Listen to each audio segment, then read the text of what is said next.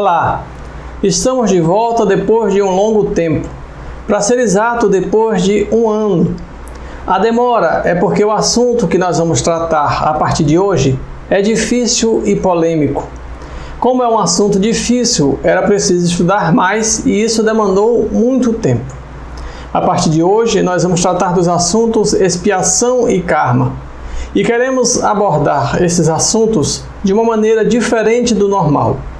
Nós acreditamos que os temas expiação e karma têm sido tratados sob a ótica do castigo e achamos que devemos ter um outro olhar sobre esses assuntos, por que não dizer sobre esses dogmas. Nós teremos 5 vídeos com esses temas, porque é um assunto longo e difícil e como vai causar polêmica, é preciso explicar com calma. E nós teremos até uma mensagem psicografada resumindo todos esses assuntos que estamos tratando: encarnação, reencarnação, sacrifício, expiação e karma. Claro que antes precisamos relembrar a nossa frase de Pedro. Sabendo primeiramente isto, que nenhuma profecia da Escritura é de particular interpretação. Segunda carta de Pedro, capítulo 1, versículo 20.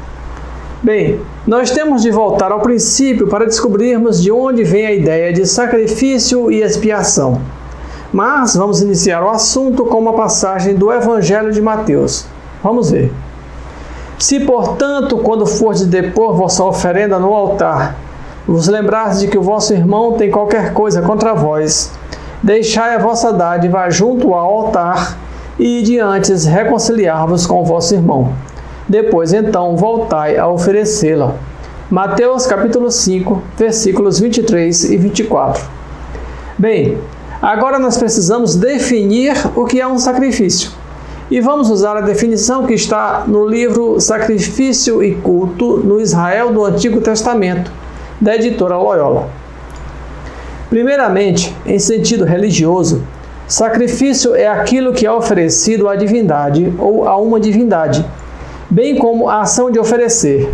Essa definição do sacrifício como oferta corresponde ao sentido que lhe é dado hoje.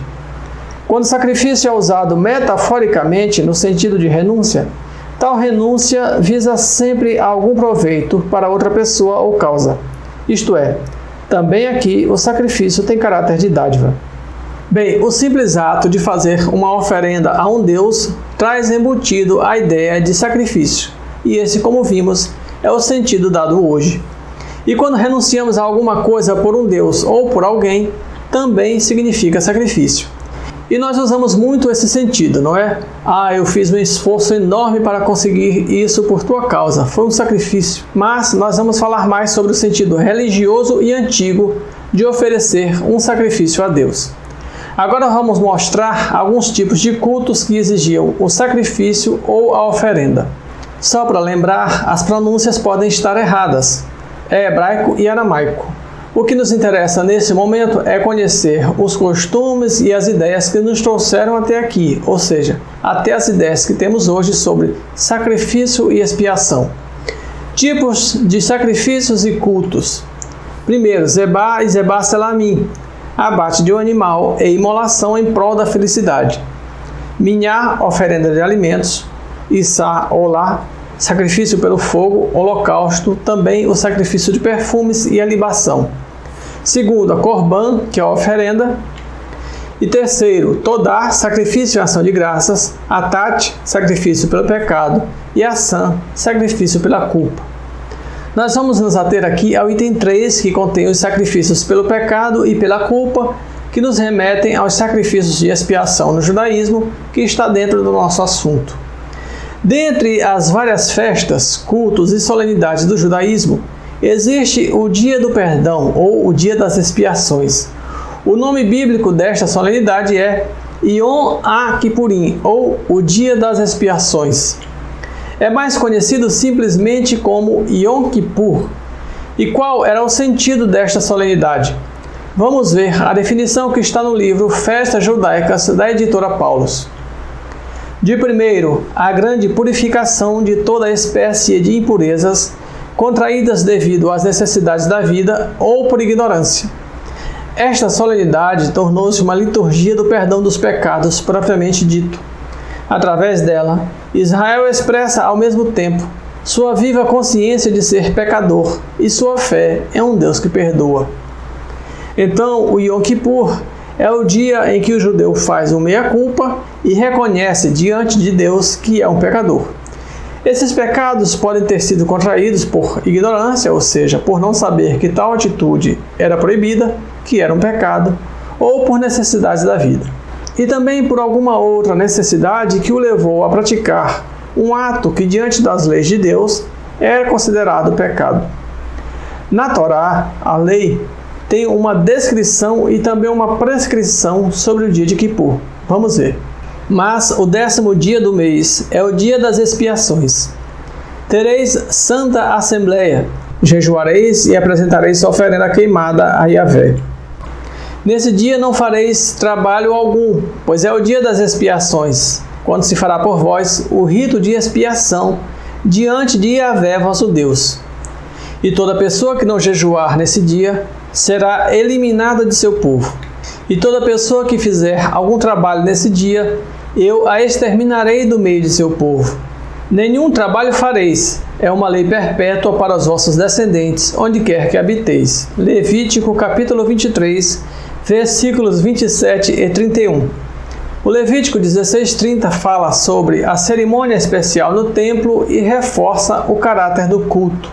Porque naquele dia se fará expiação por vós, para purificar-vos, e sereis purificados de todos os vossos pecados perante o Senhor. Levítico 16:30. Esse é o caráter essencial do dia de Kippur: pedir perdão pelos pecados cometidos e realizar a expiação. É aí que entra o caparote. Caparote é um ritual vivido nos dias anteriores ao Yom Kippur, que, como a gente já viu, é a data mais solene do judaísmo, destinada ao arrependimento e ao pedido de perdão. Como é o ritual do caparote? As pessoas pegam uma ave, os homens pegam um galo e as mulheres pegam uma galinha e dizem mais ou menos o seguinte: em vez de que seja eu castigado e destruído neste mundo, deixe que seja este galo ou esta galinha, no caso das mulheres. E então sacrifica-se a ave. Este ato e este momento devem fazer com que a pessoa reflita que poderia ser ela a ser sacrificada. Mas devido à misericórdia e ao amor de Deus, o Todo-Poderoso permite que a ave seja sacrificada no lugar da pessoa. A ideia é que os pecados cometidos durante o ano anterior sejam perdoados e seja dada ao pecador uma nova chance, uma nova oportunidade para que, no ano que se inicia, ele se corrija e não faça tantas bobagens.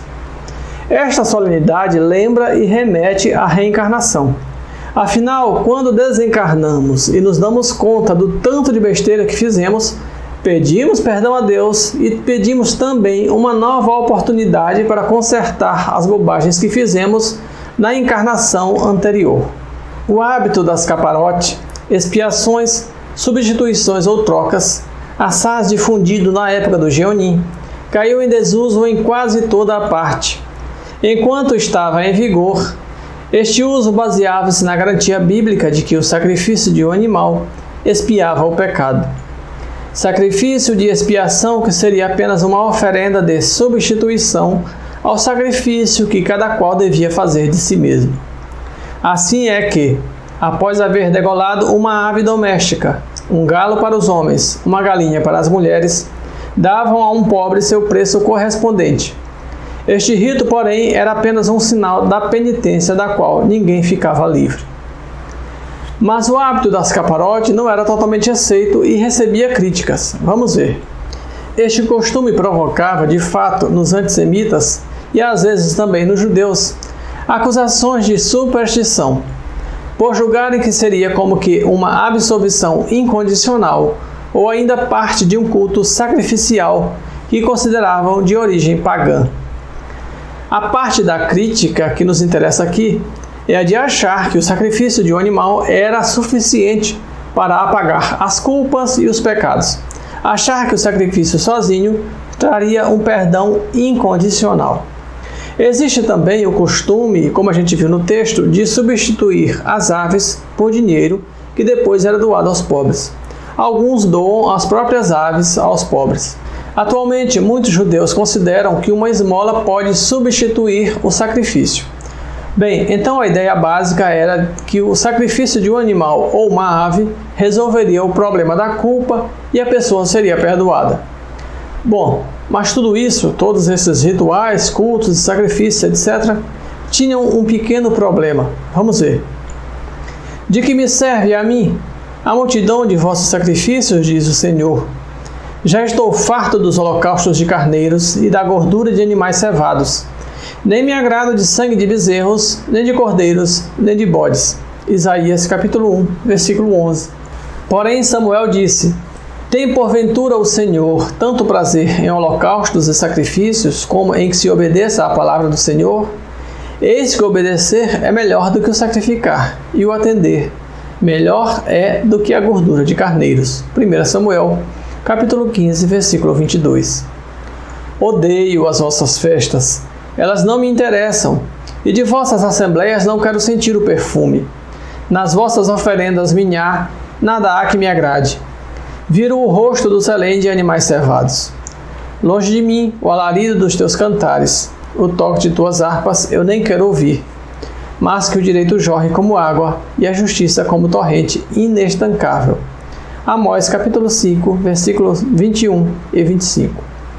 Fazer justiça e julgar com retidão é mais aceitável ao Senhor do que oferecer-lhe sacrifício. Provérbios capítulo 21, versículo 3.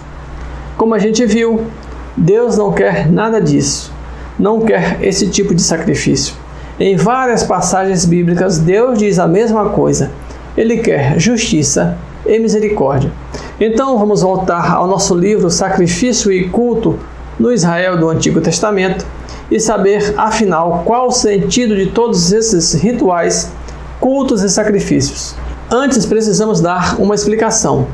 Os textos bíblicos, de um modo geral, têm várias fontes ou várias origens. Uma delas é a fonte sacerdotal, a fonte P. Fonte P porque, em alemão, sacerdote começa com a letra P. Portanto, fonte sacerdotal.